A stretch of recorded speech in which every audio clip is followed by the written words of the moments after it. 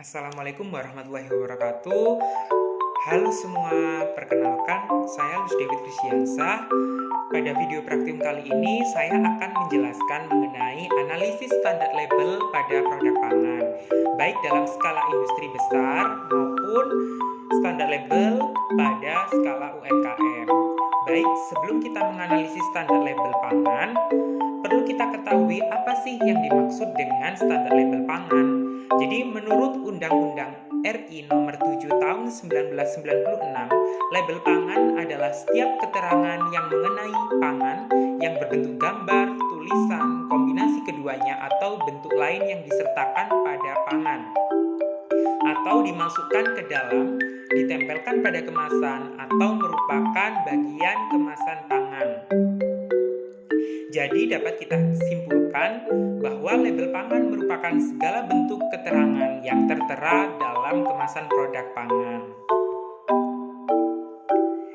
Jadi menurut Undang-Undang Republik Indonesia Nomor 7 Tahun 1996 tentang pangan, hal yang wajib disampaikan dalam kemasan pangan antara lain itu yang pertama ada nama produk, yang kedua ada bahan baku yang digunakan, yang ketiga ada nama dan alamat produsen serta imported produk, yang keempat ada berat bersih, yang kelima ada keterangan halal, dan yang keenam ada masa kadaluarsa produk. Sedangkan keterangan yang lain yang wajib dalam kemasan yang itu ada yang pertama ada kode produksi, yang kedua ada petunjuk cara penggunaan, yang ketiga ada petunjuk cara penyimpanan, yang keempat ada kandungan informasi nilai gizi, yang kelima atau yang terakhir itu ada klaim yang sesuai dengan fakta dan tidak bersifat hiperbola. Oke, untuk selanjutnya mari kita simak pada analisis label pangan terhadap produk skala industri besar dan skala industri UMKM.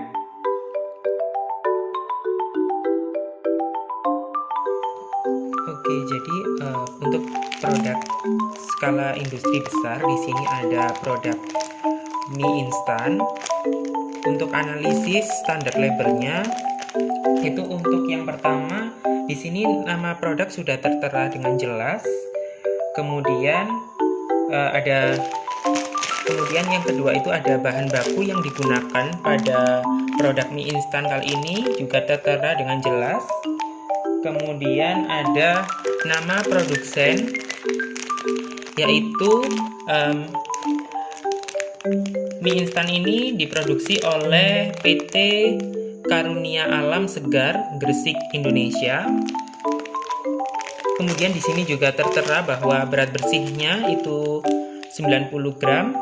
Kemudian ada juga standar dari Badan Pengawasan Obat dan Makanan.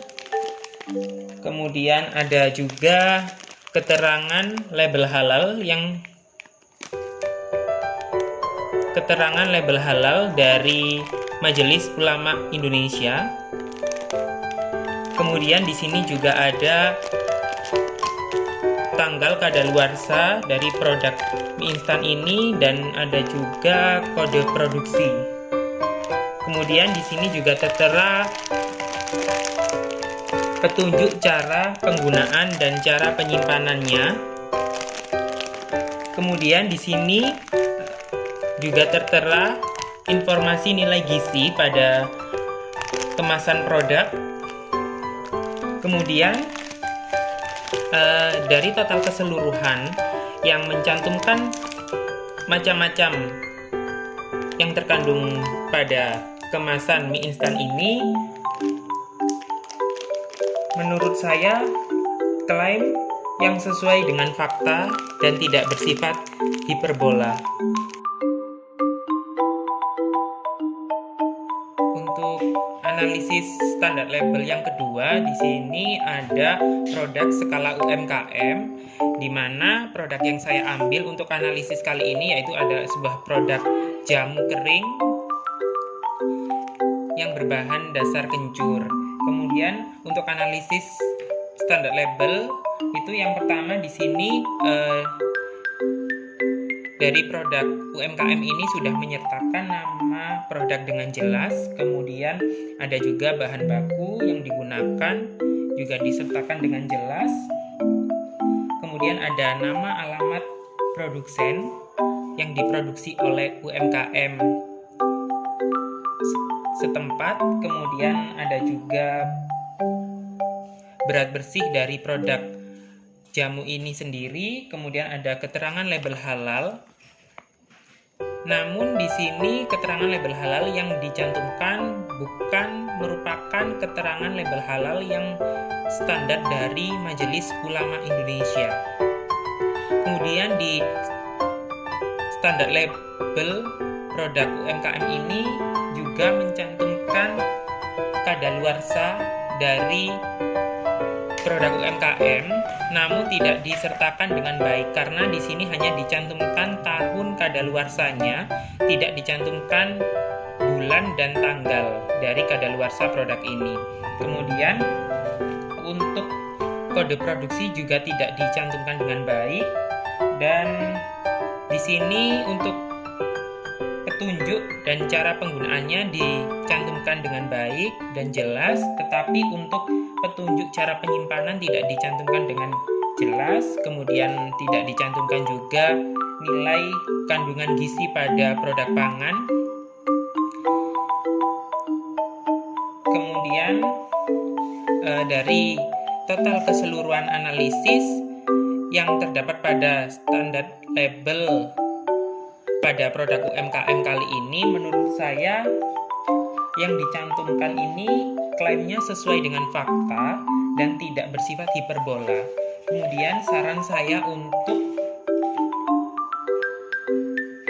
produsen UMKM kedepannya dapat memenuhi standar label yang sudah ditetapkan oleh pemerintah, karena label produk pangan itu sendiri memuat informasi-informasi penting untuk konsumen, sehingga produk ini nantinya dapat bersaing dengan baik di pasaran dan dapat menguasai pasar selanjutnya.